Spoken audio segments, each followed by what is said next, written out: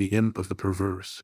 In the consideration of the faculties and impulses, of the prima mobilia of the human soul, the phrenologists have failed to make room for a propensity which, although obviously existing as a radical, primitive, irreducible sentiment, has been equally overlooked by all the moralists who have preceded them. In the pure arrogance of the reason, we have all overlooked it. We have suffered its existence to escape our senses solely through want of belief, of faith, whether it be faith in revelation or faith in the Kabbalah. The idea of it has never occurred to us, simply because of its supererogation. We saw no need of the impulse, for the propensity. We could not perceive its necessity. We could not understand, that is to say, we could not have understood, had the notion of this primum mobile ever obtruded itself. We could not have understood in what manner it might be made to further the objects of humanity, either temporal or eternal. It cannot be denied that phrenology, and in great measure, all metaphysicianism have been concocted a priori. The intellectual or logical man, rather than the understanding or observant man, set himself to imagine designs, to dictate purposes to God. Having thus fathomed, to his satisfaction, the intentions of Jehovah, out of these intentions he built his innumerable systems of mind. In the matter of phrenology, for example, we first determined, naturally enough, that it was the design of the deity that man should eat. We then assigned to man an organ of alimentiveness, and this organ is the scourge with which the deity compels man, into eating. Secondly, having settled it to be God's will that man should continue his species, we discovered an organ of amativeness forthwith. And so with combativeness, with ideality, with causality, with constructiveness. So, in short, with every organ, whether representing a propensity, a moral sentiment, or a faculty of the pure intellect. And in these arrangements of the principia of human action, the Spurzheimites, whether right or wrong in part or upon the whole, have but followed, in principle, the footsteps of their predecessors, deducing and establishing everything from the preconceived destiny of man, and upon the ground of the objects of his Creator. It would have been wiser, it would have been safer, to classify, if classify we must, upon the basis of what man usually or occasionally did, and was always occasionally doing, rather than upon the basis of what we took it for granted the deity intended him to do. If we cannot comprehend God in his visible works, how then in his inconceivable thoughts that call the works into being? If we cannot understand him in his objective creatures, how then in his substantive moods and phases of creation? Induction, a posteriori, would have brought phrenology to admit, as an innate and primitive principle of human action, a paradoxical something, which we may call perverseness, for want of a more characteristic term. In the sense I intend, it is, in fact, a mobile without motive, a motive not motivert. Through its promptings we act without comprehensible object, or, if this shall be understood as a contradiction in terms, we may so far modify the proposition as to say that through its promptings we act, for the reason that we should not. In theory, no reason can be more unreasonable, but, in fact, there is none more strong. With certain minds, under certain conditions, it becomes absolutely irresistible. I am not more certain that I breathe, than that the assurance of the wrong or error of any action is often the one unconquerable force which impels us, and alone impels us to its prosecution.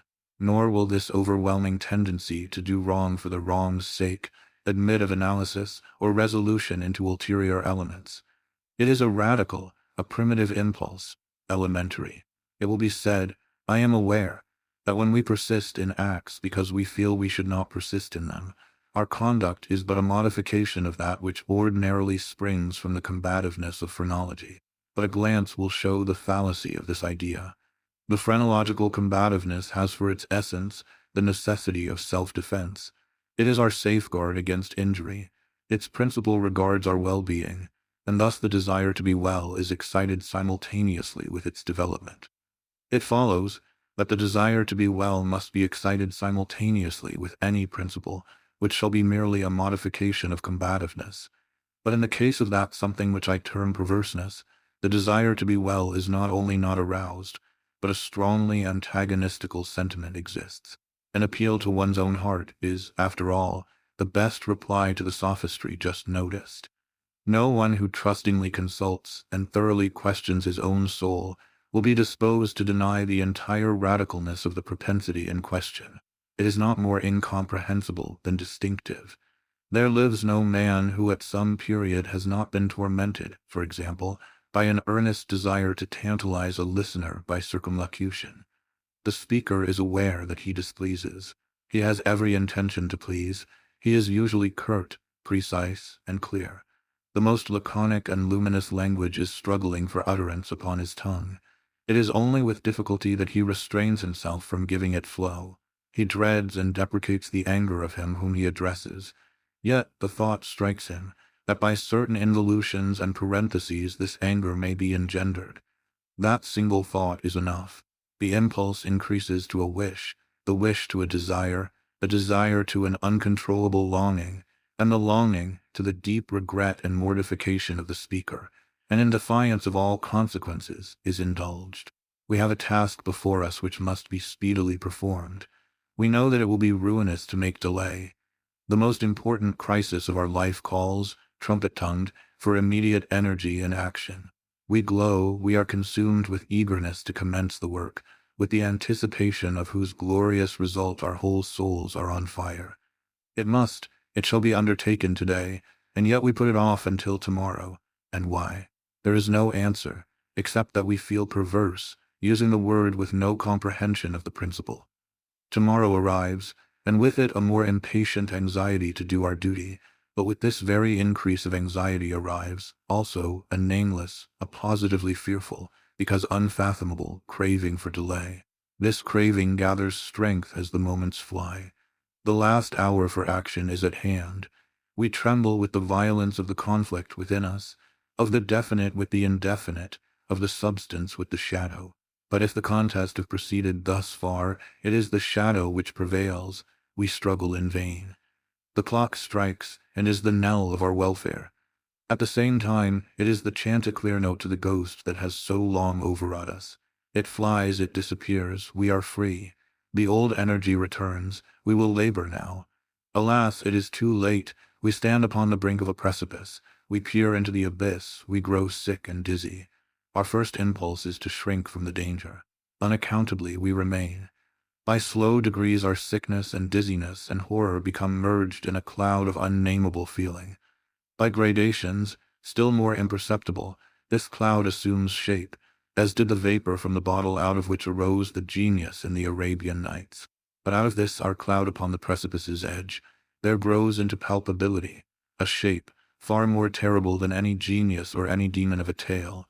And yet it is but a thought, although a fearful one, and one which chills the very marrow of our bones with the fierceness of the delight of its horror. It is merely the idea of what would be our sensations during the sweeping precipitancy of a fall from such a height. And this fall, this rushing annihilation, for the very reason that it involves that one most ghastly and loathsome of all the most ghastly and loathsome images of death and suffering which have ever presented themselves to our imagination. For this very cause do we now the most vividly desire it. And because our reason violently deters us from the brink, therefore do we the most impetuously approach it. There is no passion in nature so demoniacally impatient as that of him who, shuddering upon the edge of a precipice, thus meditates a plunge. To indulge, for a moment, in any attempt at thought is to be inevitably lost, for reflection but urges us to forbear, and therefore it is, I say, that we cannot. If there be no friendly arm to check us, or if we fail in a sudden effort to prostrate ourselves backward from the abyss, we plunge and are destroyed.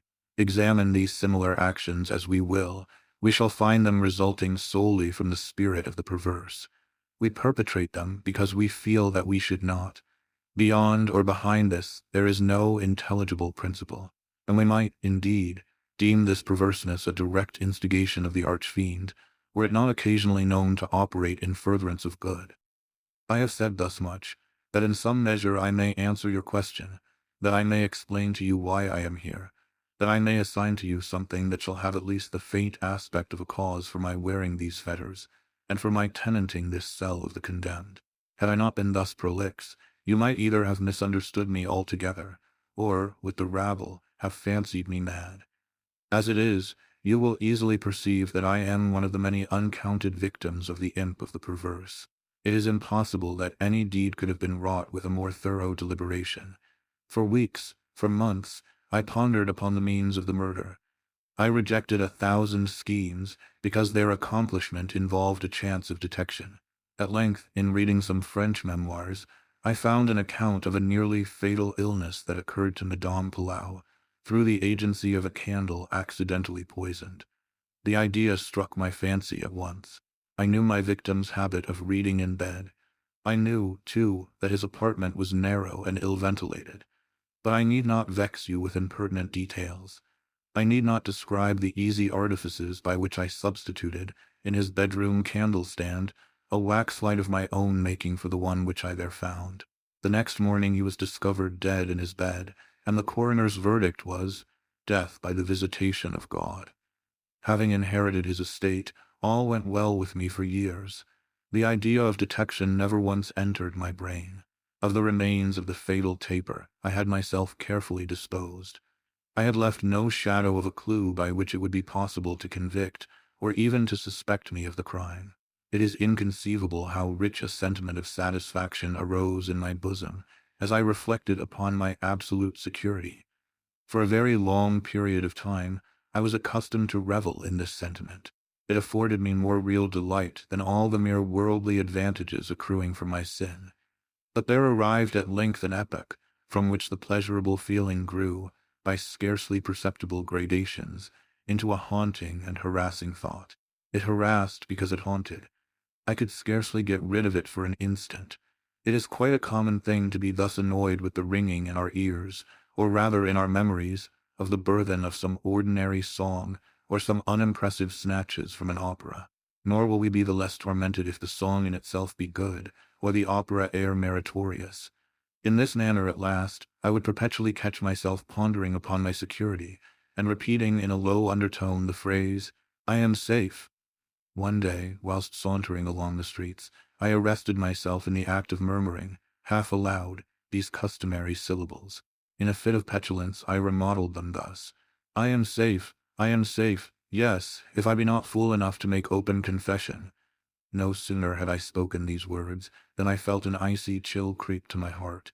I had had some experience in these fits of perversity, whose nature I have been at some trouble to explain, and I remembered well that in no instance I had successfully resisted their attacks.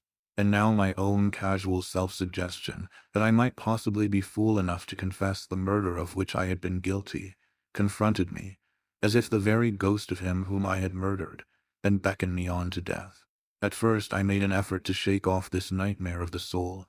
I walked vigorously, faster, still faster. At length I ran.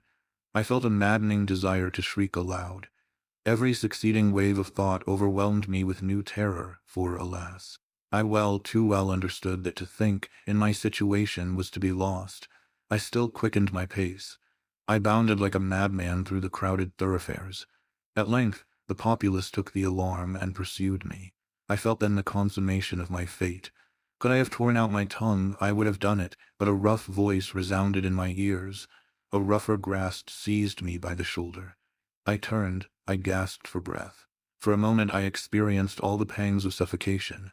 I became blind, and deaf, and giddy, and then some invisible fiend, I thought, struck me with his broad palm upon the back. The long imprisoned secret burst forth from my soul. They say that I spoke with a distinct enunciation, but with marked emphasis and passionate hurry, as if in dread of interruption before concluding the brief but pregnant sentences that consigned me to the hangman and to hell. Having related all that was necessary for the fullest judicial conviction, I fell prostrate in a swoon. But why shall I say more? Today I wear these chains and am here. Tomorrow I shall be fetterless. But where?